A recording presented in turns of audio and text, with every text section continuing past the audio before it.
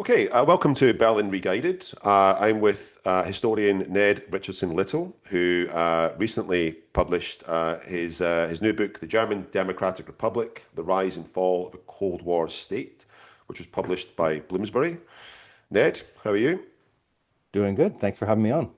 So, if you'd just like to give us a brief description of your maybe your educational background or your field of interest beyond the GDR generally. Yeah, I'm originally from Canada, went to university in Montreal at McGill University before going on to do my doctorate at the University of North Carolina at Chapel Hill. My background is really in German history. I wrote a dissertation on the history of human rights politics in East Germany. And then from there, working on a number of different projects looking at the history of international law, um, and expanding into sort of broader parts of Eastern Europe. And recently moving into the history of international crime, getting into arms trafficking, narcotics trafficking, looking at Germany and Europe more broadly.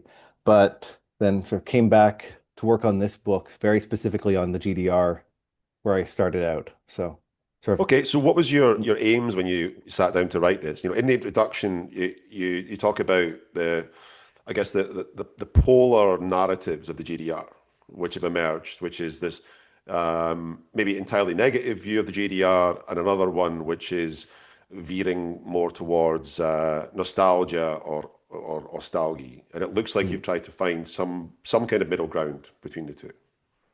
Yeah, I think one of the things that's interesting is that coming at this as an academic, that when I got into graduate school, that it was really when a lot of the academic fights with the GDR were starting to cool off a bit. People sort of felt like we're finding some kind of nuanced middle ground. We're really hitting a synthesis that's starting to make sense to people, getting a sort of a differentiated understanding of the GDR. And almost none of that has impacted the public debate. We are still in this place where in the public debate, you really see people coming at this of the GDR is this totalitarian hellscape in which everything is a top-down political process run by two or three people. Everything is about the Stasi and political oppression. And this is, again, not to say these things are not uh, based in some kind of reality, but this absolute focus just on top-down political processes. On the other hand, I think something that's really emerged lately that's sort of very fuzzy. I mean, you've always had this sort of sense of nostalgia about the GDR, but something that's happened recently is this sort of real disconnect from a lot of the politics of the GDR. Everything's really sort of moving more and more towards just a nostalgia around consumer culture, and a lot of it going in these strange right, sort of far right directions sometimes.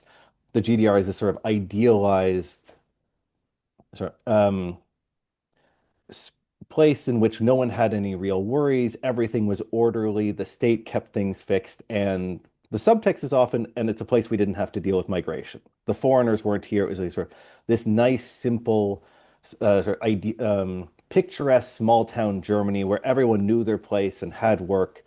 And it really glosses over not just political aspects of things, but a lot of the social problems, the economic problems. And it creates this image of this hyper-functional socialist system that would be unrecognizable to the way people, even in the higher echelons of the Socialist Unity Party, talked about the system by the 1980s.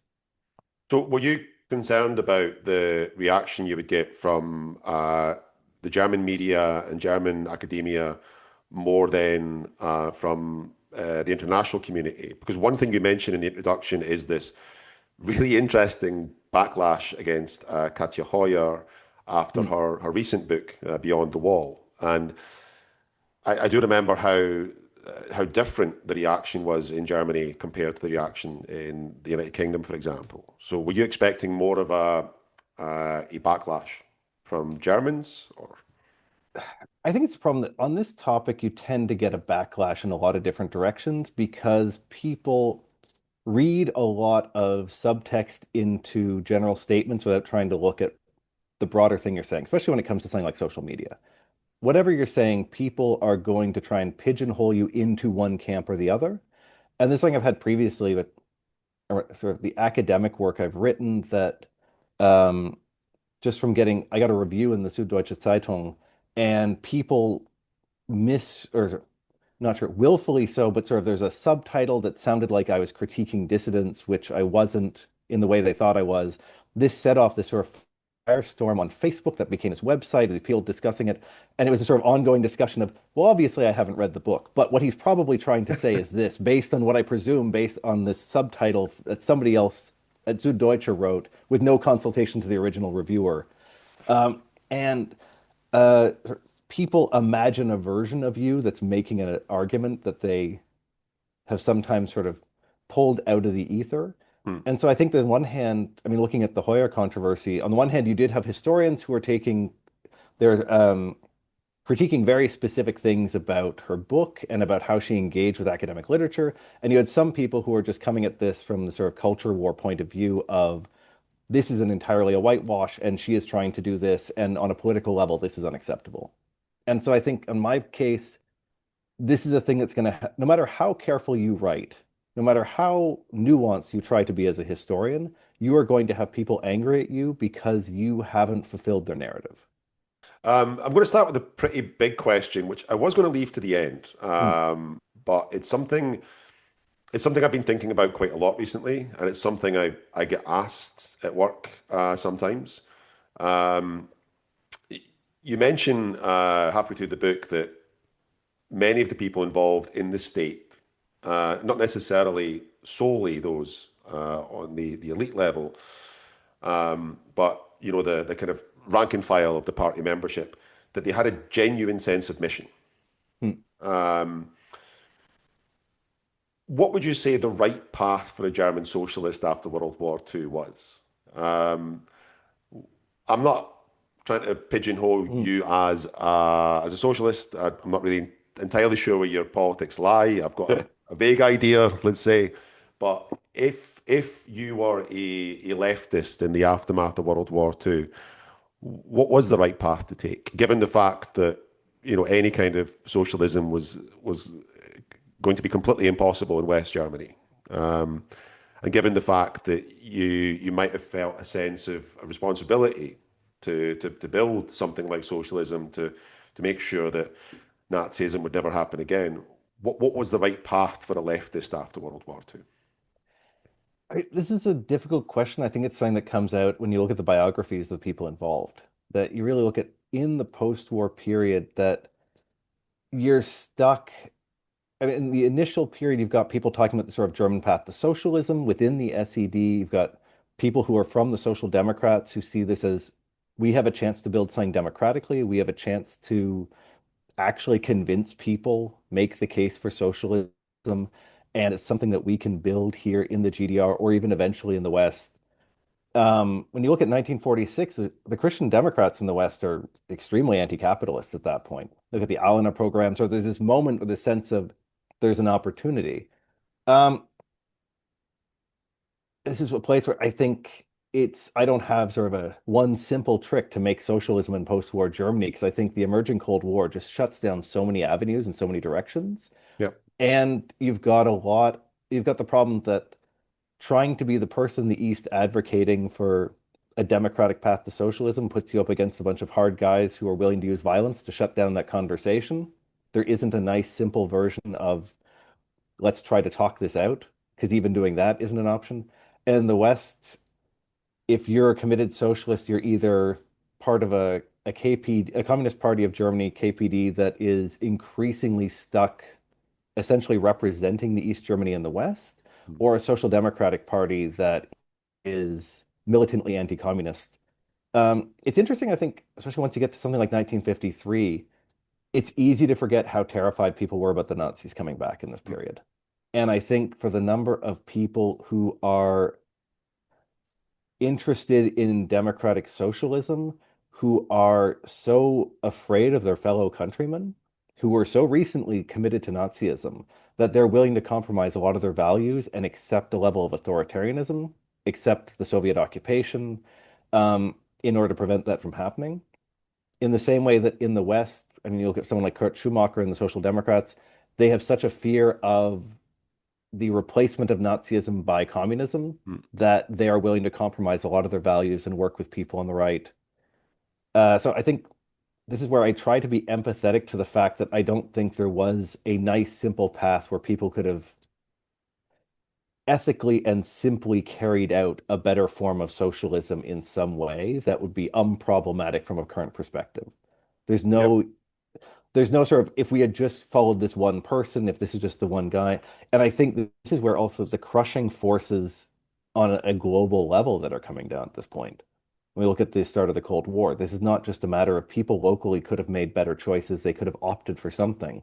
But this is a country that had been is coming out of having committed some of the worst atrocities in history, having destroyed Europe, and is under military occupation, pressed between two global blocks ideologically. I think as a German And leftist as well, you might have felt a sense of guilt or mm, responsibility about having failed to stop fascism in your country, and now you were given this second opportunity to make sure it never happened again.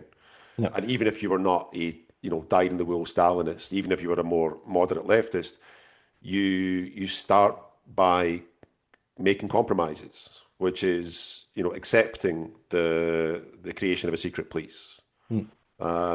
and maybe even accepting a long-term Soviet occupation, and This is maybe where I after think, June 1953 thinking, well, this could have been a protest that pushed us back towards fascism, and also there is this agitation coming in from the West, which is on the one hand, exaggerated by the East German state, but also based in fact. mm, And you start to accept these compromises. my favorite example of this is Victor Klemperer, who, if you know him as the diarist who's writing about the horrors of World War II, who he only escapes deportation to the death camps because of the firebombing of Dresden, he writes a whole book about the Nazi corruption of language and how language can be turned into a tool of dictatorship. And he reluctantly joins the SED. He becomes a representative in the Volkskammer, in the parliament. And in his diary, he writes that he's horrified by the authoritarianism of the SED. He thinks that they're on the path to dictatorship, but he's a Jewish German who nearly just was sent off to be murdered. And he has a sense in 53 that he describes one of the quotes I have in the book of the sense that the Soviet tanks are sort of doves of peace, that the only thing that he feels is that he trusts Soviet tanks to keep him safe over the self-determination of the German people because he doesn't trust the German people at that point. I think that's a real dilemma where from the present, just saying everyone should have just sort of sat this one out, but looking at someone in Klemperer's position from Dresden, with all the sort of moral insight he had, these are the compromises he came to. So I think in this case, it's, as again, as a historian, I think I try to step back from the idea of telling people here's what they should have done and trying to illustrate here are people and here are the choices they made and here's how they understood it. And at the same time, in 53, you look at someone like Bertolt Brecht. He's incredibly cynical about the state's response. He writes that poem talking about the state should dissolve the people and elect a new one. He thinks it's a huge cop-out what the SED did. And Brecht specifically migrated to the GDR out of an ideological conviction. When did So Brecht move back to the GDR? I believe it's 1950. So yeah, So the it's before June 53, and he yeah, spends the rest of his life there. I mean, I yeah. think I No, think he moves to GDR. He dies there, and yeah. he'd been in the United States where he'd been in trouble with the House Un-American Committee. So Do you think uh, Brecht was largely left alone because he was perhaps too big a name to go after, or it was because Brecht decided to a certain extent, keep his head down? I mean, as you said, he was very critical hmm. of the GDR, especially in the early days. But he seems to escape, he seems to escape too much negative attention, at least that we know of. I'm sure he still had a Stasi file and everything else. But I get the impression that Brecht knew how to work the system. I think he knew how to play the game exactly enough, but he also knew that he had more leverage as an internationally renowned playwright. That you can come down on someone who's a composer who has friends in the artistic community, but Brecht really knows that he's the celebrity. He's got international sway, and if he leaves the country, he's going to do fine. hmm, So that, and this is one of the things I think that is interesting when you start looking at how East Germany functioned, that this image of the absolute power of the state, that there's a lot of points of leverage that not just celebrity artists like Brecht had, but throughout the system, there's always points of leverage people had, hmm. even if they were incredibly weak. And the different people who operate on behalf of the state there's never a sense that their power is absolute and that they can act with total impunity. That I think there's plenty of people who are extremely marginal who are subject to state violence, they're subject to oppression, they're put in jail. But the idea that the state can act with total impunity at all times towards all people isn't there. And I think there's always a sense from the SED and from the security forces that they know the population is not terribly enthusiastic as a whole. They know they have a certain loyal group of people, but there is always this knowledge that the bottom can go out from under them. And Mm. 53 is a big part of that. And also in 61, I hit on this, it's really fascinating collection of files where when the wall is going up, there's a big exodus of people who are trying to get out when they think it's their last chance. And the SED starts basically surveying around saying, who's left? Who left? Like basically contacting local people saying, do you even know who's left? Do you know who's been? We've picked up these people on trains headed to Berlin with pretty flimsy reasons for going to Berlin. We're pretty sure they're trying to leave. And they're trying to figure out how many people who are party members just tried to leave, how many people who are part of these different mass organizations. And there's this real panic of, we've built this big apparatus, built all these organizations, we're trying to sort of create loyal cadres. And when push came to shove, it looks like a bunch of people were willing to bolt and physically leave the country to get away from here. And after that, this is what sort of so much that informs a lot of state policy is this constant fear that the population isn't with us. Yeah, I think there's frequently misunderstandings of dictatorships. I'm always quite loath to make any comparisons between the Nazi state and the Mm. GDR, but I think quite often students or tourists that I'm showing Sachsenhausen to, the concentration Mm. camp near Berlin, are often surprised, for example, that in the early years the Nazis were quite careful not to kill too many people, Mm. and they were also quite careful to try and make it look like those deaths were, possibly because of an escape attempt Or or even a suicide, or suicide. And yeah. you wonder, why would they even bother? Is it because they have to? Because they're worried about public opinion. That Mhm.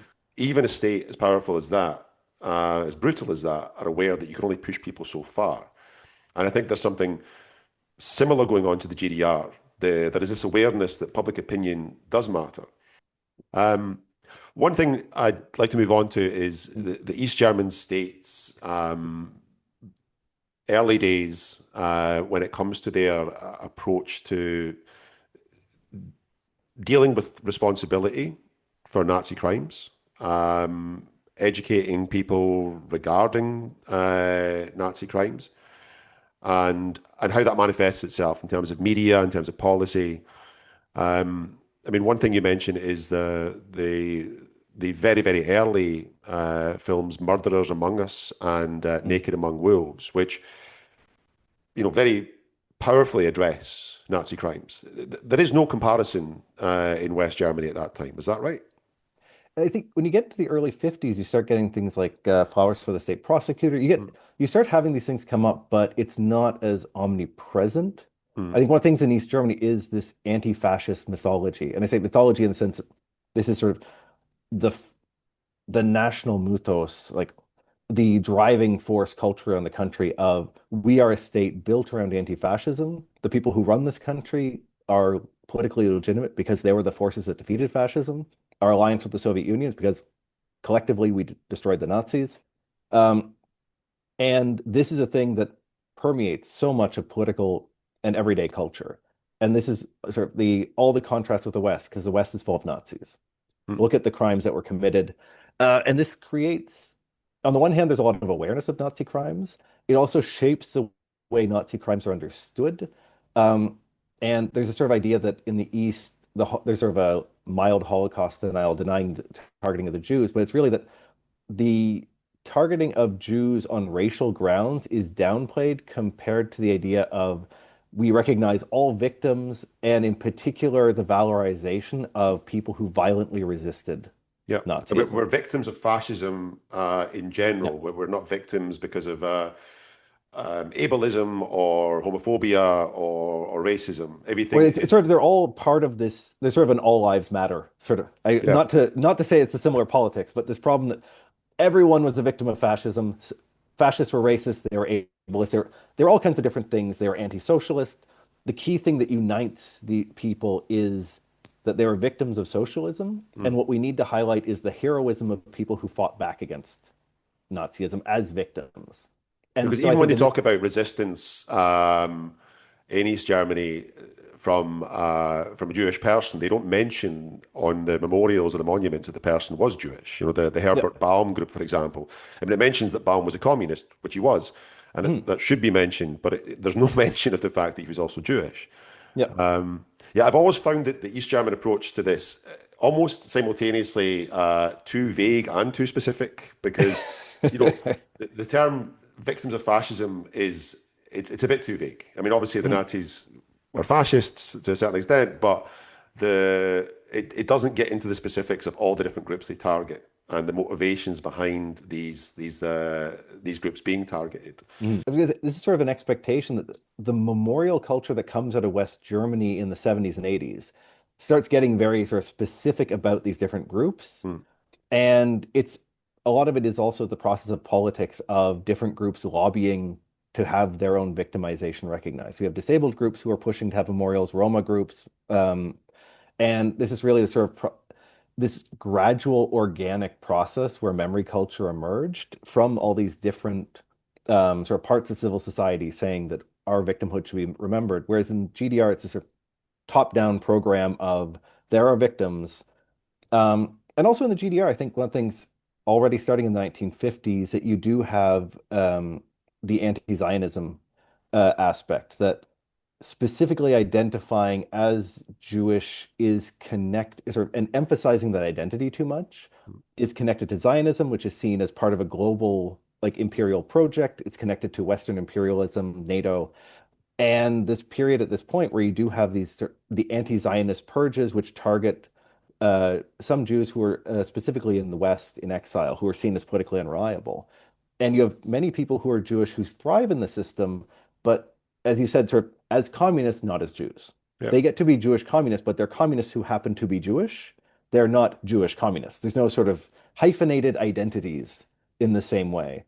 And so looking back in the way these things sort of developed in the West through this sort of civil society movements, it's a completely different thing when you've got this one top-down memory culture, which is integrating the political program with all of these different memorials that are being created. Yeah, I mean, I think the East Germany's approach to their own Jewish community and to Israel um, is really instructive. I mean, I think in the late 60s, early 70s, especially when the East German state is trying to make these international trading partners, Mhm. and they're really trying to cozy up to various states across the Middle East. You know, describing Israel as a you know a Western imperialist state, Mhm. describing Zionism as an example of Western imperialism is definitely a good way to get some of those states on side. But there is a sort of anti-Semitic purge in the very early days as well. Mhm. Ulbricht is in power in the 50s when there's this anti-Semitic purge. What do you Yeah. think explains that purge back then? Is that just them following in step with the Soviets or This something is, yeah, more it's sort of specifically German? this thing very specifically. I mean, first, I mean, you have problem is there's a few factors. This problem that within also German communism, you have the same ambient level of anti-Semitic prejudice that you had in general. That I think this idea of sort of communism does not recognize prejudice. That these are people who grew up in German society, just like so many other people who, if they're not sort of absolutely committed anti-Semites, but there's an underlying anti-Semitic um, cultural trend in Germany, which goes back hundreds of years. And this is something that is sort of used by the Nazis and transformed into something much more deadly. Hmm. But I think within the communist movement, you have this level of a suspicion of people who identifying as Jewish that this makes them not sufficiently German or not reliably German, that this underlying idea that this is sort of a threat that this can be invoked against people. Um, and at the same time, this is a period when you have these anti-Semitic doctors plot that's going on in Moscow under Stalin. You have the Slansky trial in Czechoslovakia, that there is this anti-Semitic wave that sort of rips through a lot of the different socialist parties in Eastern Europe. This thing you see again in Poland in the 1960s and this sort of happens periodically. So it's a combination of this ideological framework of slotting Zionism into the imperialist plot, which seeks to destroy socialism, that it's very easy to then make a jump that Jews who are within our system who are unreliable are an existential threat to the socialist project and have to be purged. And in this case, it's also just about this the conflict between the different exile groups at the time that you had some of the people who went to Mexico, some people who went to Britain, and the people who end up in charge are the people who went to the Soviet Union. They survived the Great Terror. They came out of that as some pretty hardened political fighters, and they came out of it very ruthless about taking and holding on to control. This thing you look at someone like Ulbricht that I cannot speak to sort of his personal sense of prejudices, but when he found himself sort of consolidating power when looking at threats to the system, that he was willing to use pretty much anything to get rid of his rivals. More than 2 decades later, when Erich Honecker is in power, in the mid to late 1970s, you mentioned two acts of racist violence, which I was Mm, unaware of. mm, I'm well aware of the kind of wave of neo-Nazi violence and attacks on refugee homes and so on all over Germany in the 1990s. I was also aware of this kind of rise of kind of skinhead, kind of football hooligan, far right extremism from the very early 80s. But what you mention is this anti-Algerian pogrom, as you describe it, in mm, Erfurt in '75, and then two Afro-Cuban contract workers who were murdered in Merseburg 4 years mm. later. Um, if we take it back to the very beginning of the DDR's existence, when they described themselves as a new anti-fascist state, which is not the successor to Nazi Germany. Um, do you think that that declaration as a new state refuses to acknowledge this kind of history of racism that's within their population? How do they try to combat racism and prejudice from that point forwards? I guess my suggestion is they don't try and combat it, and you Mm. end up with this explosion of racism, within a generation. Would that be fair to say?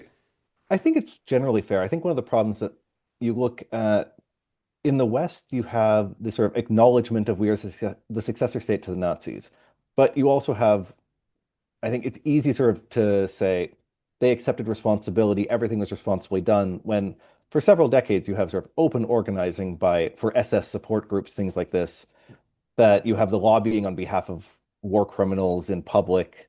There's a lot of ways this acceptance of responsibility is, on the one hand, an admirable democratic achievement, on the other hand, it's a nice instrumental way to show that we're the good guys because we accepted this and now we're moving on. Even though In, lots of Nazis have still got their jobs and exactly.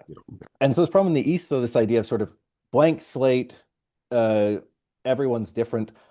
On the one hand, this idea of we are making a clean break, we are a new society, everyone has new values, and we are going to create a new kind of sort of socialist German. On the one hand, I think for some people, this was a chance to reinvent themselves. You have some people who just radically, on a psychological level, they take this as a chance to discard their previous identity, to make a new one for themselves, and it gives them a pathway out of National Socialism. Because I think for a lot of people, the psychological trauma of the end of the Third Reich, as people who were part of this, if they were soldiers, if they just sort of felt that they'd suffered, if they'd gone through sacrifices, you've got a lot of people who can move into revanchist trauma, a sort of a sense of their own victimization as people who are part of the losing regime. And this is something you see in both Germanys. And I think for some people, this was really a chance of, I get to be a different kind of German now. I get to leave the Nazis behind, becoming socialist. I can become a better person. And you get some people just really go all in on that. There's a lot of other people where this is essentially a get out of jail free card of you're the sort of you get the sort of victimization narrative of you were the real victims because capitalism brought fascism to power, did these terrible things to you. Really, you had nothing to do with this. And as the German masses, we are all just going to move on. And I think there's a lot of sort of latent racist, anti-Semitic ideas which are still there and live in tension with this very public internationalist cosmopolitan politics that are being put forward.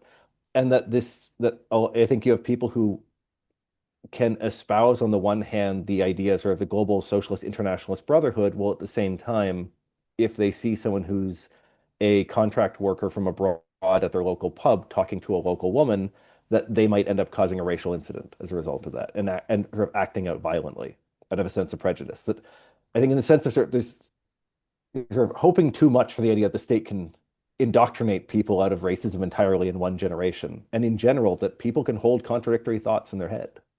But I know that in the 80s, when there is this rise in skinhead Mm, violence, the East German state either completely ignored it, refused to acknowledge it, mm, or blamed it on the West. mm. Do you know how they reacted to those examples of violence in the 1970s? How did the state react to that? I mean, the state is not endorsing it. This is not sort of a state-driven act of violence. It's very much grassroots in all these places. And the state is concerned, but at the same time, they don't want nobody wants to make a big deal out of it. Nobody wants to publicly acknowledge these things. And like a lot of the social problems, there's an idea of let's make it go away. Let's not talk, like sort of, can we avoid talking about it? Let's try to avoid uh, any sort of large public response that would bring attention to these things happening because this is not supposed to be happening. There's interesting studies looking at things like violence against women, domestic abuse. There's a lot of these sort of social problems where this is not something that should be happening in our socialist state. We are a state that has these values. And if this stuff is happening, it must be a whole series of individual incidents. This can't be a systemic problem because if it's a systemic problem, then our system is failing. Going back to how the state view the people and how the state view how the people feel about them. Mm, You do mention this almost this admission by the East German state eventually that the idea of creating a sense of attachment to socialism amongst the masses is almost like a failed experiment. mm, So what they tried to shift to instead is creating a sense of community, a sense of belonging to East Germany as a people, and so from my perspective, I think that's largely quite successful, and I think this is mm, something that people outside of Germany and sometimes people in West Germany fail to accept or understand.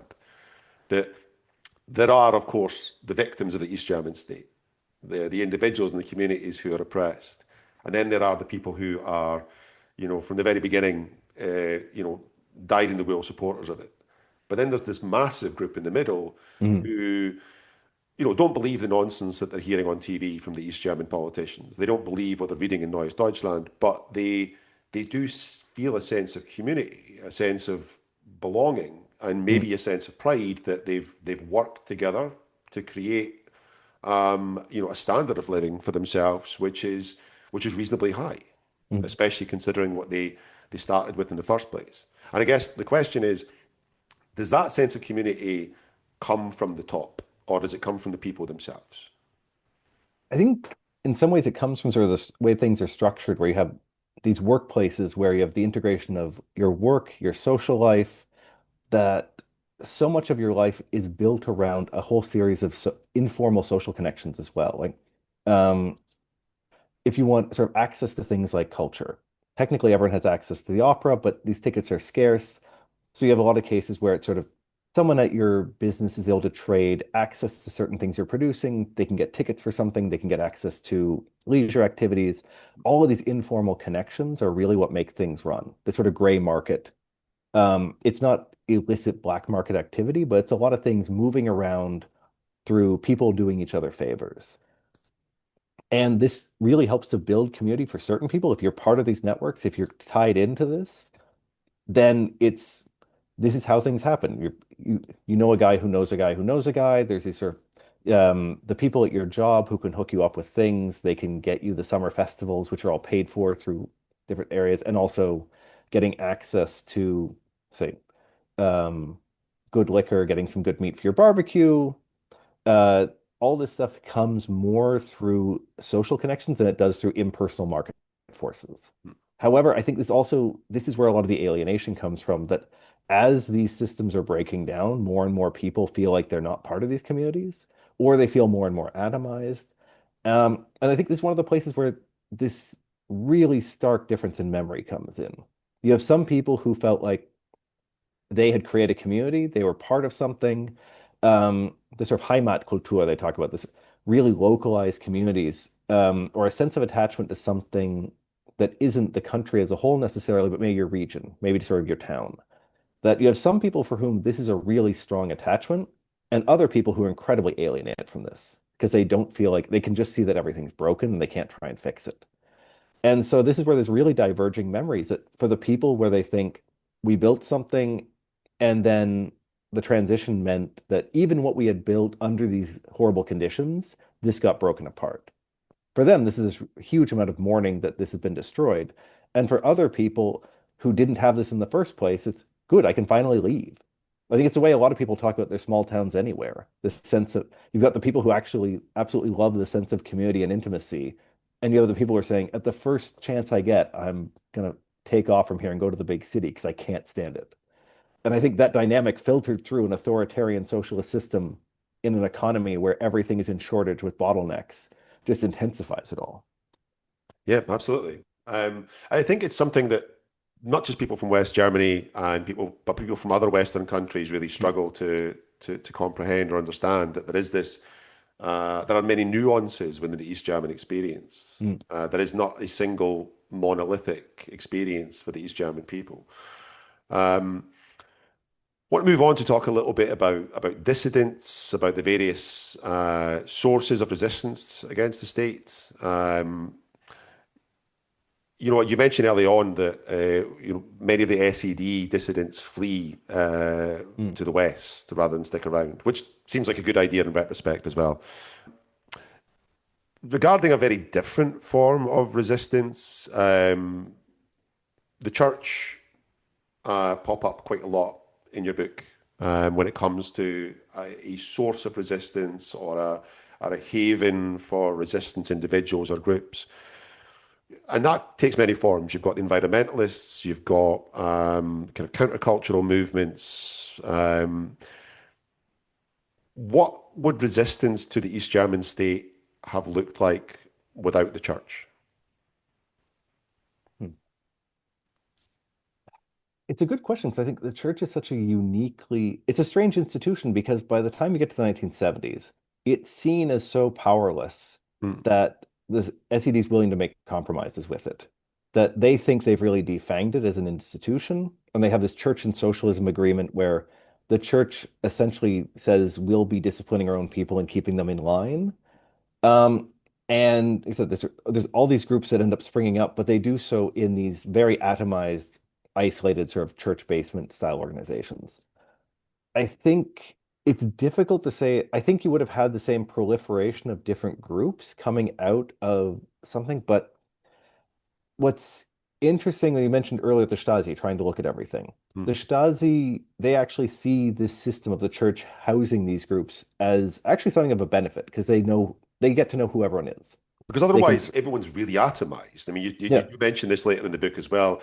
You have these individuals like Ulrike Popper mm, springing up, and you have all these tiny little groups across the country, but it's really quite atomized. And I guess the church is the glue that holds them together. yeah. And you have some of these people in the church who are, you've got the people at the top of the church who, in some cases, are really trying to keep these things atomized. And you have other people within the church who are there making connections all over the place. They're just bouncing from sort of one small parish to the other. They're really this glue that connects things together to make them into movements. And I think without that, you have what one possibility is that you said they're sort of much more atomized, and that things break much faster, but with much less of a lead up time in the late 1980s. That you just have this sort of simmering anger that just sort of explodes in a much less controlled way. And I think what happens with the church is that it does create these core groups that end up being able to give some direction and focus to the mass outpourings of disgruntled citizenry in 89. Sort of depending, sort of the big mass of people who are willing to hit the streets and do this. These groups initially really sort of give it some focus, they give it some themes, they give it some direction. And without that, it might have been a much more violent process. that it might have been a much more uncontrolled explosion of anger from below. And I think that's where the church that it creates this sort of middle ground. It's not sort of a full-fledged civil society, but it's enough people who are there who can at least help shape what's going on when things really start to explode in 89. But how exactly it would look, I mean, you look at other Eastern Bloc countries where in Poland it comes out of the working class trade union movement. In Czechoslovakia, it's something like Charter 77, some of these groups, it's this real ideological mix. But as I said earlier, that's a problem where East Germany is really different because you have the safety valve of people leaving to the West. Hmm. There is no West Poland, there's no West Czechoslovakia. So East Germany is this really special case where so many people who, if you just want a version of West Germany, you just move there. Hmm. Why are you going to put the effort into trying to make East Germany into West Germany when it's already there? You also have a Um, state that has the ability to get rid of these dissidents by just selling them to the West or just yeah, letting them go occasionally. yeah, Or in some cases, as you mentioned, physically deporting them, yeah. Like handcuffing them Roland to a Jan just trained getting pilot, chained. Yeah, you chain him up in a train and send him off. It's incredible. Or Wolf Biermann, like he goes on tour to the West and you just revoke the validity of his passport so he can't come home. That this is a way you can, I think, it's sort of it's this double-edged sword. Once you start doing this, it's really an admission that you've run out of ideas on how to make this sort of cohesive society. And the Wolf Biermann, taking away his citizenship for being an artist who's critical, I mean, it goes back to what you said earlier about sort of artists in general. The state needs socialist art. You need to encourage the people to become good socialists. You need to inspire them. But artists are not people who are easy to control. You can't really put them on a leash and put them in one direction because then you just get completely useless, sort of flaccid art that doesn't do anything. It's seen as pure propaganda. And so they want these good creative artists. They want people like Brecht. They want people like Isla. They want people who are producing great art. But great artists end up pissing off authorities. That's what they do. They end up going outside the lines. They make things that are weird and different because that's a reflection of human spontaneity.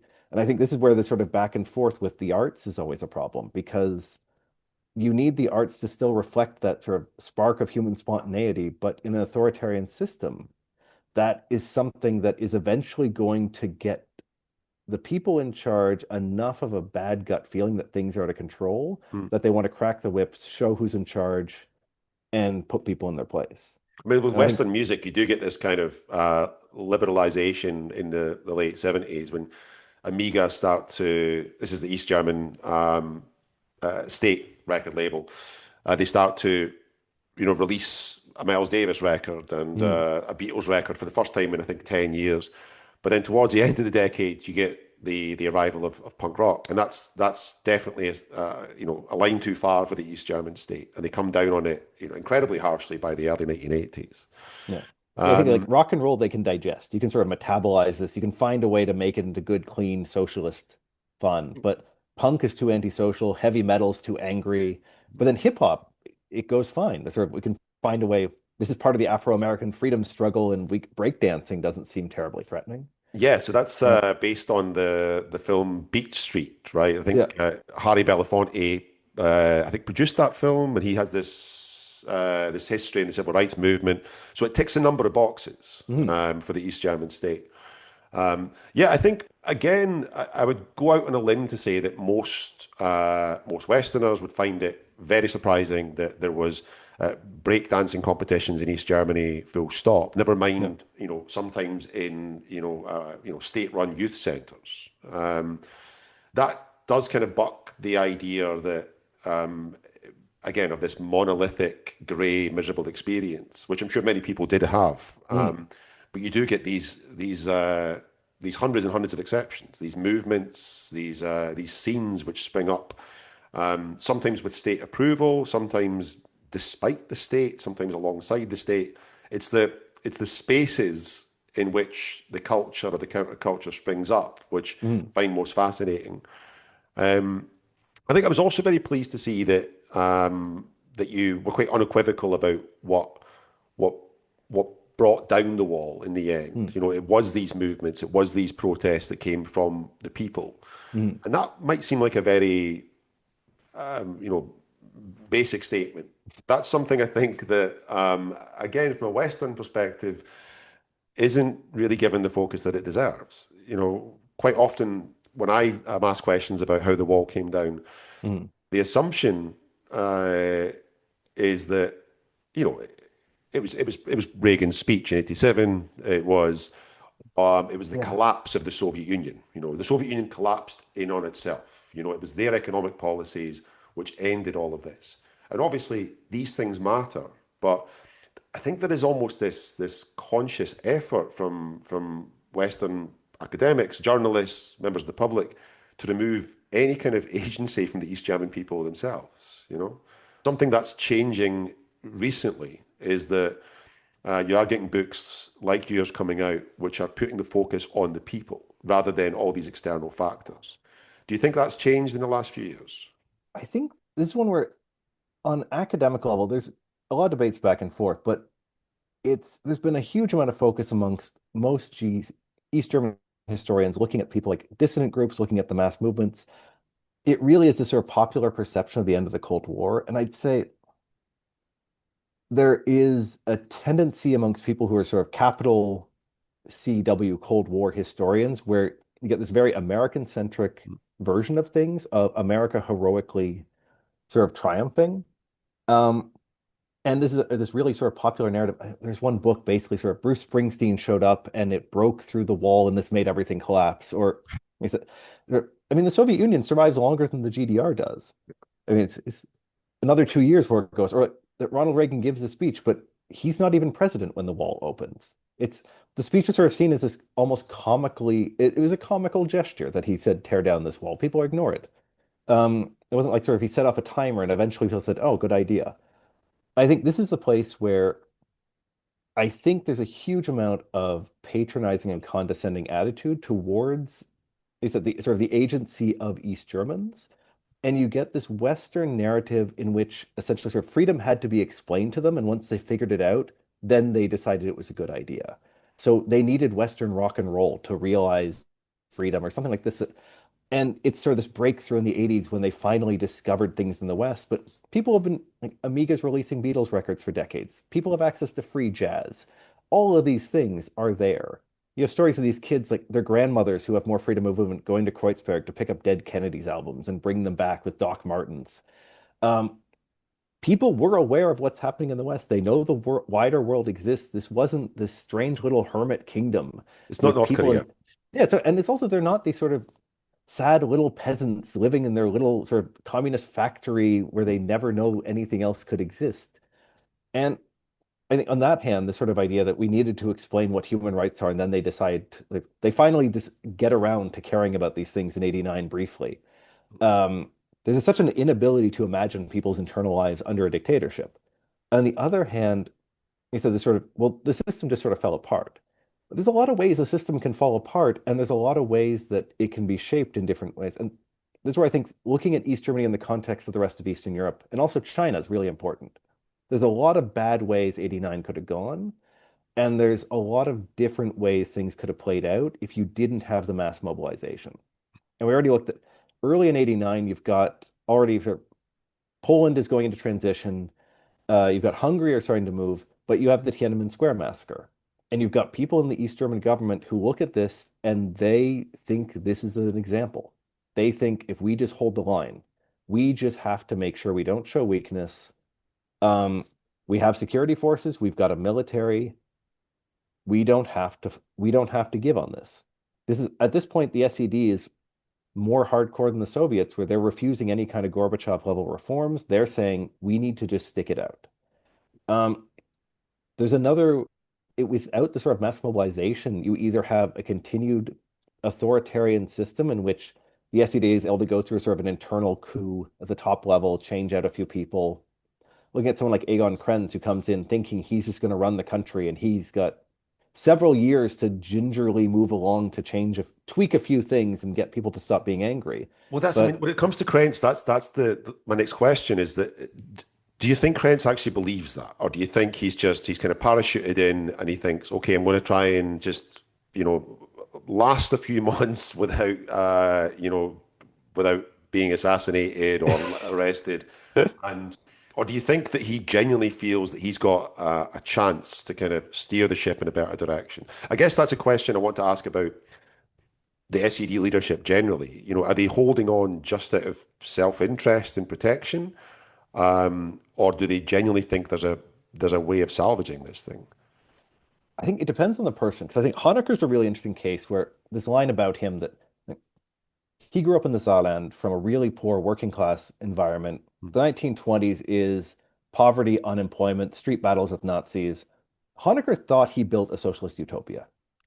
People have work, they have cheap bread, a trolley ticket costs like 5 pfennig, and you have work. What's there to complain about? Like you have these newly built apartment buildings. In general, like we're not living in a fascist dystopia anymore, and you guys don't have to fight Nazis on your way to going to the bread lines. Hmm. I don't. I think the horrors of sort of the interwar period and the Nazi period really fixed Honecker with this idea that we just have to like these basic requirements, and people are going to shut up and be happy. Because for people of his generation who remembered these things, he assumed everyone had this mindset. Well, many Krenz of them grew did. up, That's it. and a Many of lot them of people did. did, yeah. He wasn't incorrect about a large number of people who saw this as the baseline. Hmm. I think Krenz then grew up in a later period. He didn't experience these things. He was just used to the apparatus is there. It runs things. It will always run things. And I think Krenz was genuinely, he looked at the fact Ulbricht lasted a few decades, Honecker had a few decades. This system is not going anywhere. We've got some people who are in the streets, we've got some demonstrations, but this is just a fixed part of reality. Socialism just is. And I think this is where Krenz is coming from. And I think this speaks to the disconnect between the top levels of leadership just refusing to look at the absolute catastrophe that was the economy, that and not having any access to the level of discontent in the general population. There isn't really any mechanism for them to engage with people to figure out what the population cares about. This is one of the huge dangers of authoritarianism that the Stasi can be monitoring all these people, but okay, so they've got informants in these groups, but if half the population is willing to go out and start burning down the country because they're pissed off, what good is a few thousand informers? If you've actually once you really lose the population, they decide everything's unreformable, everything's going down the drain, and are going to start lashing out. There's only so much you can do at that point. You need the population to play ball. And if the people at the top aren't listening to all the reports from the Stasi that the population's this pissed off, and they're not trying to modify it, they're not trying to do something to make people less angry, that whole information or apparatus that in the West, like you have elections, you have steam valves, you can vote, sort of vote the bastards out, sort of Hmm. get people having a sense that even if it doesn't change much of anything, if people feel like they have this sort of power over the state, it's a lot less explosive. And there's a lot of mechanisms where people who are running the state can find out what's wrong, how to fix it. Um, and by the end, you have Honecker's ignoring his own economic experts saying we're in so much debt, we're going to have to lose 30%. People are going to have to take a 30% cost of living cut.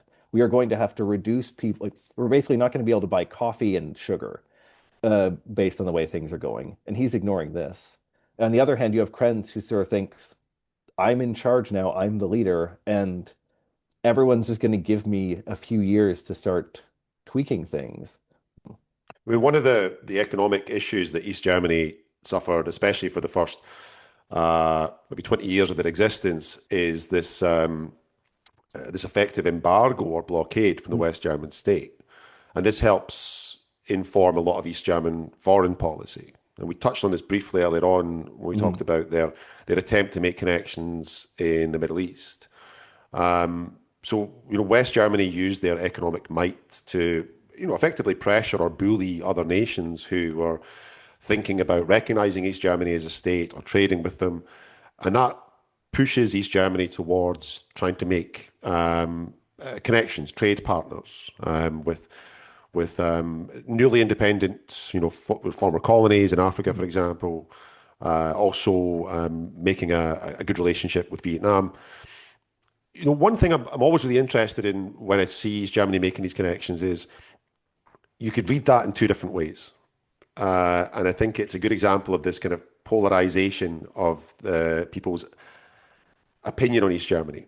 you could either see it as a purely self-interested, even cynical thing, which is this is the only way we can survive is by making these new partners. And the other end of the scale is this is a purely ideological thing.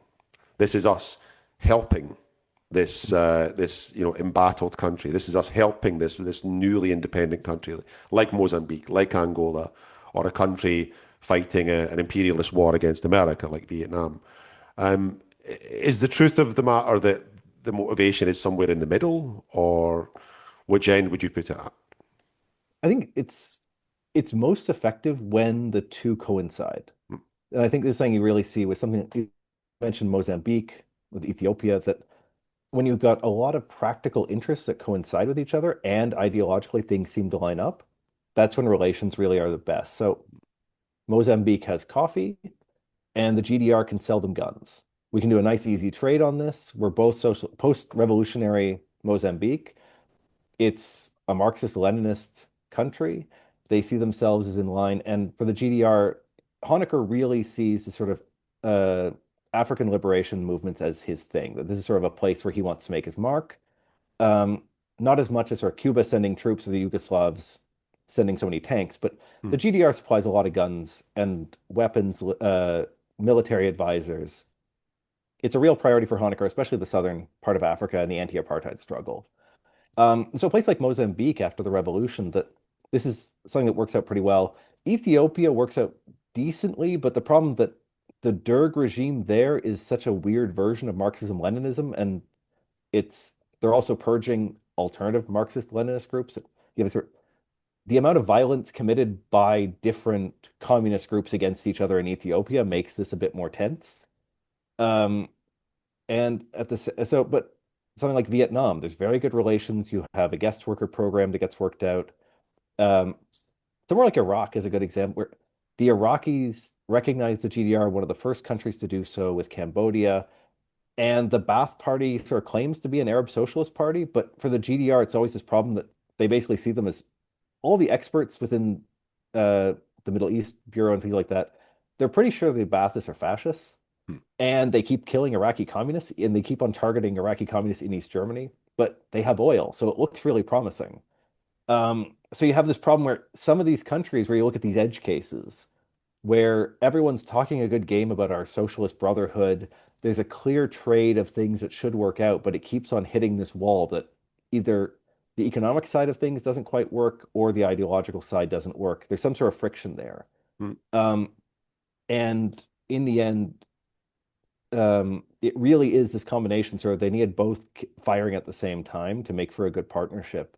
Because, as you mentioned, West Germany is just so much richer that even for pretty left-wing states, as a like state like Tanzania under Nyerere, that you have access to the West German market, you have access to West German technology, or out of solidarity, you can work with the GDR, and we can end up on a barter basis to get some of their electronics or something like this. And That this was not an idle threat. I mean, you mentioned they, no, they cut ties with Yugoslavia in the late 50s. I was yeah, thinking about the Yugoslavia example because, I know that throughout the 60s or from the 60s onwards, there's a huge amount of Yugoslavian guest workers who come to West Germany. So it's mm, an interesting approach the West Germans have that they cut off ties with them in the late 50s, but presumably they changed their minds when they realized they needed cheap labor for their yeah. construction sites. This is where Yugoslavia is always such a strange. I feel like trying to explain to students in this cold in when teaching the Cold War, sort of figure out sort of who's on the west and who's in the east. And you've got Yugoslavia, who's parked perfectly, always somewhere in the middle on these things. Yeah. I think And that your description of the how the East German state operated internationally um, was really evocative because time and time again I look at these relationships the East German state had or the stance they had in all these global conflicts and independence movements, and it seems that for the first at least the half, maybe two-thirds of their existence, they seem to be on the right side of history almost every time, and then you get this very very bleak last few years. I think when desperation starts to seep in, when they're selling weapons to both sides of the Iran-Iraq war, mm, and I think most disappointingly, I'd say you bring up this support of the anti-apartheid movement in mm, South Africa, and just for context for the viewers, if you grew up in Britain in the 80s and 90s, you really had a very polarized approach to Nelson Mandela and ANC. Like we see Mandela these days as a hero right across the board, right across the spectrum politically. But in the early 80s, conservative politicians were singing songs about hanging Mandela and, making leaflets about how he was a terrorist. But at the same time, East Germany were supporting the ANC. They were Mhm. printing newspapers for them. They were training activists. But you mentioned that towards the end of their existence, they're also looking to sell arms to the South African regime. Yeah. And for me, that was one of the most kind of telling parts of the book, which is you start off with this great level of idealism, this sense of internationalism, and this sense of supporting these independence movements. And by the end, when you're desperate for money, you sell weapons to one of the most violently oppressive regimes in the world at the time. Talking of the end, one of the things you say towards the end of the book is that unification was far from predetermined.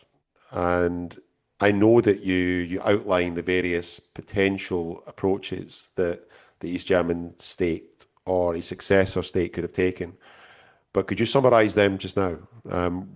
What other options were there apart from reunification? I think in the end, there were very few options in which the GDR was going to remain completely and totally independent, just because the sense at this point of why do we need two Germanys? And most of the answers at that point were something practical. And on the one hand, you had sort of from the West, from Helmut Kohl, this push of sort of rapid reunification. The GDR just gets absorbed into West Germany, which is what ends up happening. You've got a push from different groups for a few different options. From below this one sort of, you've got people who still believe in this idea of this is finally our chance of socialism in the East. This is our shot. We can get rid of the baggage of the GDR. Like I said, previously it was we're going to get rid of the baggage of National Socialism and do proper, real socialism. And now it's we're going to get rid of the baggage of the GDR, cut that. And there was this idea of we can create a democratic socialist state. We'll take all the good parts of the GDR that people like, but we're then going to also create participatory democracy, direct democracy. And you see this from there's a institution, the Round Table, that gets produced, and it's a group of civil society movements, dissident groups, working with different organs of the state in this quasi-constitutional, quasi-democratic sort of kludged together version of governance that comes about in between the fall of the wall and the first elections that happen in March of 1990. And they put together this constitution, the idea of we're going to be an independent country working in close partnership with the West. Um, and we're going to sort of strong social welfare state, strong protections for women's self-determination, including abortion rights, which are still limited in the West and in the Federal Republic today. Uh, and this hits up against the problem that you just have this sort of mass exodus of people who keep going.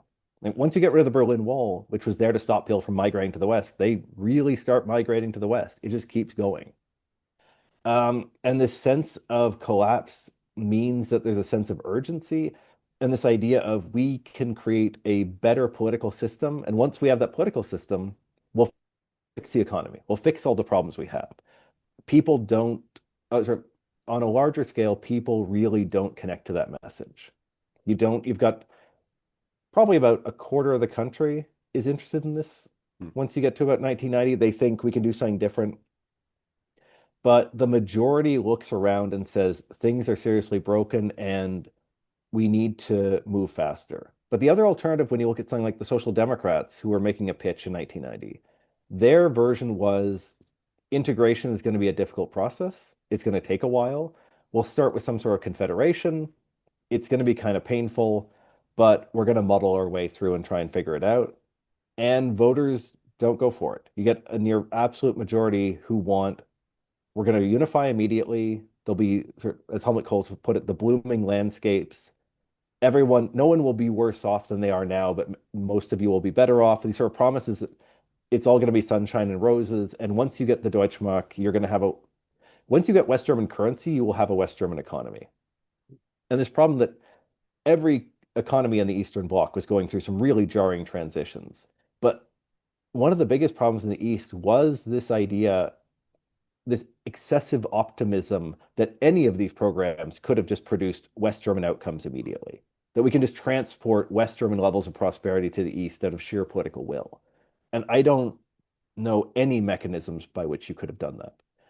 This, I think, on the one hand, there's a lot of ways in which transition was screwed up. There's a lot of ways which Toyhan mishandled things, but the idea that you could just import the West German economy and immediately get people up to that level of standard of living um, is something that just you didn't see anywhere in the transition period. Well, what we end up with today, of course, is this sense of disillusionment, Mhm. disappointment, and resentment in former East German cities and states, which doesn't solely explain or wholly explain, but definitely helps to drive this explosion of far right extremism in the last few years. Obviously, this is a huge question, but what could Mhm. have been done differently to have avoided that situation we have today? I think it gets framed in economic terms, but I think one of the biggest causes of this and one of the biggest problems that originated from the economic transition was the social damage done by shuttering so many organizations that meant that people emigrated. You have so many communities that depopulated rapidly. You have so many places that where the number of young people leaving, this sense of despair created an environment of hopelessness where the actual economic numbers, the statistical data on how people are doing, matters less than the sense of collapse, abandonment, and hopelessness.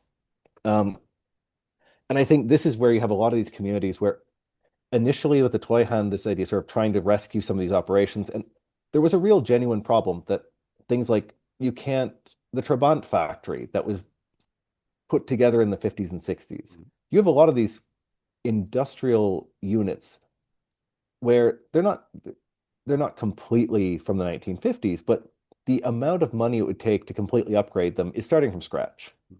Um, you get some of the products that are being made. They're not bad products, but they're uneconomical. So things like this crash program to start making microchips. They can make a perfectly decent microchip, just it costs 6 times as much to make as it does for Siemens or for Toshiba. And the GDR market on its own isn't big enough, and you can't trade this stuff to the Czechs or to the Poles anymore. And so a lot of these factories, the sense that people have is we make good products, we're hardworking, and now we're being told what we're doing is useless. And I think that sense is really damaging outside of just the fact that in a lot of places you do have a higher standard of living now. You have people who are migrating back to the East for the first time from the Hmm. West. But this period in which you just had this sort of total ripping apart of social bonds, and again, this sort of migration problem that people are migrating throughout this whole period, you have depopulation that's happening. I think that's the key And point, where the people being told that what they're doing is useless. yeah, I think that's something which really helps create this resentment that we still have today. It's this sense that everything they built, everything they worked hard for mhm, was useless and inferior in some ways. You hear these stories from people from the West who visit East Germany or East Berlin, and they talk about how they go into a supermarket and there's nothing to buy, but there's about 20 employees standing about scratching their mhm, arses. And I'm sure that did happen. I'm sure it did happen. But what they don't talk about is that there was tens of thousands of people, destroying their bodies, working down mines for decades to feed their families. yeah, And it's those people in particular, I think, that are told, this thing that you're doing, this skill that you have, it's useless in modern Germany. yeah. What you've been doing is useless, and it's dirty and it's polluting. And that's a huge amount to take for people. And I think some people have never recovered from that, and understandably feel some kind of Mhm. resentment against the modern German state. And I think that too, we have to remember how much the transition away from a lot of these economies in the West. I mean, they start the transition away from coal in West Germany in the 1950s already. They're already saying the coal mines are going to close. We need to move away from this. They start like when they produce opal in Britain, you already have this in North America. So the emergence of the Rust Belt is a slow, not fully sort of organic process, but it's a slow decline where there's at least some time for people to adjust to it. You basically get the whole deindustrialization transition that in the West took decades, Yeah. was incredibly painful, costly, and had a lot of social repercussions. This happens in 3 or 4 years.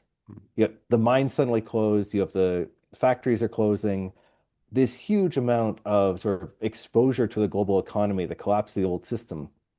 You do this in a matter of years. And I was talking to someone and she was sort of saying she grew up on a collective farm and suddenly the collective farm system disappears. The housing that is provided as part of this community that's there, all of this just ceases to exist. And the existential displacement that creates is something that, regardless of the politics of this, that whatever this produces in people, that level of existential sort of damage to everyone's sense of normalcy is something that's really hard for a lot of people to come back from.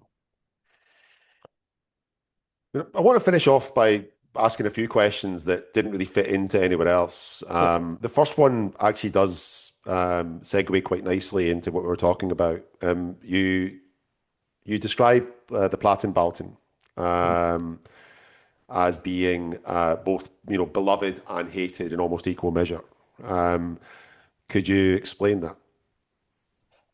I think people come to Berlin nowadays that you go into sort of a charming Altbau and the sort of a sense it's so nice and historic and these big like concrete towers are obviously this inferior socialist product. And I think people they it's great watching a film like Solo Sunny from it's a Konrad Wolf film from like 1980 and you see all these sort of charming Prenzlauer Berg apartments that are now worth millions of euros. And back then these are places that are cold water flats, you have shared bathrooms. Um, Everything is falling apart. These are old buildings that are not getting enough maintenance. Things don't work, your walls are damp. And when the towers are going up, this is modern living. You've got hot water on demand, you've got a functional kitchen, you've got elevators, all these things and you're on an S-Bahn connection into the city. This is what modern post-war living was supposed to be like. Not only in And East Germany, but in mm, Western countries. yeah, and this In problem working that, class areas of Glasgow and Dundee, these apartments, which look very similar, which were built roughly the same time, are often seen as, a far superior way of living than the crumbling tenements we had in those cities. yeah, it's funny because I getting to East Germany, sort of the symbol of it. I think this is what suburban Canada looks like. This is when you drive as you're driving out of Toronto. This is what sort of layers and layers of big concrete towers. Everyone did this. It's just post-war modern building. And I think the other side, it's funny sometimes. Like I think it's taking some family through Berlin, and we're sort of it hit Kreuzberg. Ah, this is obviously the East where everything's just concrete. This is just Kreuzberg. This is the big working class developments they made in West Germany. It All looks the big almost Werner identical. Dittmann buildings, yeah, they could Exactly. easily fit on either side of the wall. Yeah. And then you go on Friedrichstraße, the nice historic buildings that are there, and this is all the East because they didn't have the money to replace it in some cases. And the flood of gentrifying money that came in from the 90s onwards makes everything a lot prettier. But and then you have something like the Nikolaiviertel, sort of the charming old town of Berlin, which is actually socialist kitsch Yeah, made in the 1980s for a a big lot of poured event. concrete for a Yeah, medieval it's quarter. Yeah. exactly.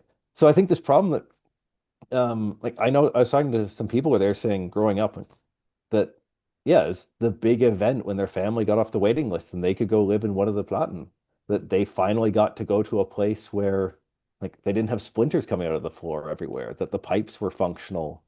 Um, It's one of the that reasons that neighborhoods like Prenzlauer Berg end up becoming such hotbeds of countercultural activity because the people who were let's say more content with the East German state were the ones most likely to move to Marzahn, to move to yeah, Hellersdorf, and what you were left with was the kind of marginalized, the people on the fringes, and also people deliberately moving into these areas because mhm, they were empty. There was lots of empty apartments all of a sudden. yeah. No, you have a squatters movement in East Berlin, which you different from the one in West Germany, but Mm. you have plenty of places that um, are deemed too unsafe, maybe but you have a lot of people informally moving around trying to create this sort of commune style living already in the 1980s. Um, and this is one where I think it was in Erfurt, they were talking at one point they basically had a plan in the 80s. What if we just rip down half the city? That Mm. this it's easier for us to just completely start fresh, just build new buildings because these old ones just take too much money and people hate them. Yeah. And I think that's one where it's really difficult to sort of project backwards. Like I said, people forget the tenements. They just see the nicely renovated versions that have survived today because of survivor bias. Erich Honecker had a real way with words sometimes. And there's one point when he's describing the West generally as being full of, narcotics and ideological perversions, which sounds like a standard Saturday night in Kreuzberg these days. Hmm. Um, it made me think of a question that's been on my mind for a long time. Why was West Berlin such a magnet for heroin? Because I know Honecker's probably just referring to the West generally, but certainly by the 70s, when Honecker says this, West Berlin was, well, David Bowie describes it as the smack capital of Europe. Do you have any insight into that? Yeah. One thing that's interesting with West Berlin, I mean, it's part of West Germany, but it's not. Technically, that West Berlin was always a separate place. It was part of the sort of four-power agreement, and the strange legal status of West Berlin that all of Berlin is technically governed by the four Allied powers, even though the Soviets don't take part in this anymore, and the East Germans claim East Berlin is part of East Germany. Um, so West Berlin wasn't subject to the draft. You get a lot of people who move there because they're specifically trying to get away from the draft. And it's socially a more marginal place because a lot of respectable West Germans don't want to live there. You don't want to live in this tiny island that's under threat of invasion, nuclear war, whatever. Um, there's a lot of state subsidies that have to be poured into keeping companies in West Berlin. That, I mean, it's not seen as a glamorous, fun place to be. In terms of access, though, it's a really strange problem where getting access to drugs in West Berlin means they usually, if they're not coming in through Tegel Airport or through Tempelhof, it means they physically have to transit through East Germany. And it's a problem we get in the late 60s where suddenly East German border guards are running into these guys who are trying to run hashish to West Berlin, and they're suddenly sort of at the border between Czechoslovakia and the GDR. They're hitting these guys who've driven all the way from Pakistan, who've just got a 5 kilogram block of hash, and they're trying to explain, like, don't worry, I'm not selling it here. And the Oh, East this is Germans for don't the have, West. It's yeah, this is okay. for the West, it's fine. And these probably like, is this fine? They're sort of having to ask their superiors, like, do we care about this? They realize they don't even have laws in the books technically to deal with these things because they haven't had any problems with drugs. And international narcotics are just like jeans and other Western products. People don't have the money to pay for it. Nobody has hard currency to buy heroin in East Germany. So there's this weird sort of hyper concentrated group of counterculture people. And if you can just sort of run the gamut getting through the East German authorities, you can make a lot of money. And I think sort of this combination of this is where sort of the student movement, draft dodging, this sort of thing, it collects together.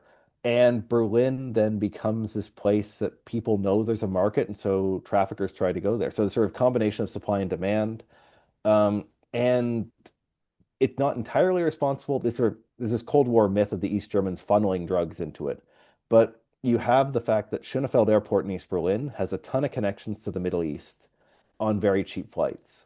So people will, if you're trying to run drugs to West Berlin, you catch a flight out of Beirut, you sort of stop over in Cyprus, you land in East Berlin, and if you can just take a quick bus to Friedrichstrasse and take a train to West Berlin because there's no customs controls. Mm. Because the only thing the East Germans are checking is to see if you're an East German trying to leave. Yeah. If you're if you're just some guy, if you're a West German, if you're from a producing country, you just have a suitcase, you can walk right through. So there is this problem that West Berlin is strangely accessible, and this turns into a huge crisis in the 80s when there's a refugee wave from Sri Lanka, and a lot of people who are leaving are funneling or they're financing their flight from Sri Lanka by smuggling drugs.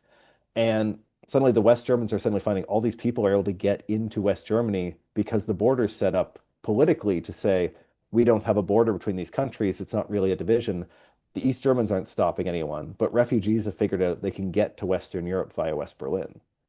Um, so it's this really strange combination of sort of the type of society that comes together in West Berlin with this openness that comes with these sort of transit connections, but reimagining some of these borders around the problem that it's not just a closed border or an open border, but it's very closed to certain people, and then it's very open to certain other people under the right circumstances.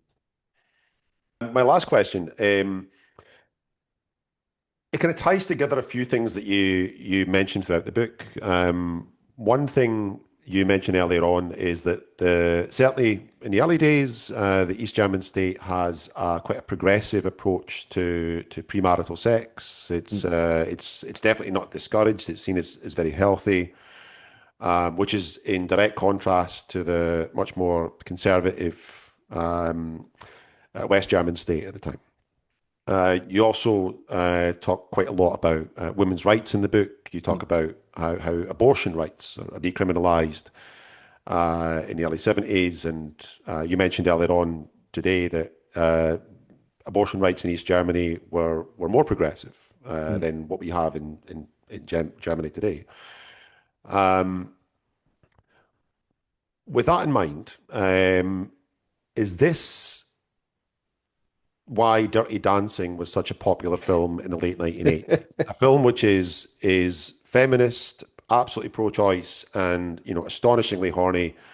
Does that explain why 5 million tickets were sold for that film in East Germany out of a population of 17 million people? I think that I mean, Dirty Dancing is also a socialist film. When you actually look at Absolutely. the text of it, that I mean, it's sort of looking at sort of it's an incredibly horny film about the working class coming together with the bourgeoisie to fight the man. I don't know. I'm pretty sure that if someone had decided to write it in German, it would have been a hit as well.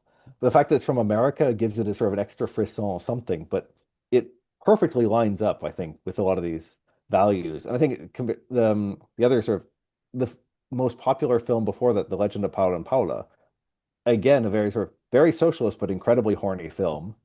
And these are which is sort of a trend in East German cinema. But I think what you said, there is a sort of sex positivity, which early on is couched in a sort of social conservatism. I think that is one of the sort of the sex positivity that's included the FKK culture, which really comes from below. At first, the state's kind of iffy about this. Mm. And this is one of the things that is this sort of longer term differentiation between East and West, where this definitely this sort of positivity towards nakedness you still see every time you go to the lakes in East Berlin. Um, and so I think this is one where sort of when you look at the American culture that's coming in, that this convergence of 1980s American culture, you tweak it the right way and it perfectly lines up with a lot of the values that are coming out of the system. And it's great. I think the local open air cinema here is doing a showing of Dirty Dancing, and you've got to buy tickets on the first day or you're not going to get a chance to see it. But it's definitely, I think, as a legacy of socialist East German culture, not necessarily produced by the state, but embodied by the people. It's definitely one of the legacies of the GDR. Absolutely. Well, Ned, thank you very much. Where can people find your book? I think basically local bookstores in Germany are able to order it, but in the Anglophone world, there's check out your local bookstore. They can order it from Bloomsbury. I try to avoid telling people to go to Amazon for political Ideally. I'll reasons. also put a link in the Uh, description as well. Fantastic. I think you can order it directly from the publisher or just find your local independent bookstore and throw them some cash. Well, Ned, Or thank you very check out your much. library. All right, Ned, thank you very much. Nice talking Thank to you. you. Thanks for having me on.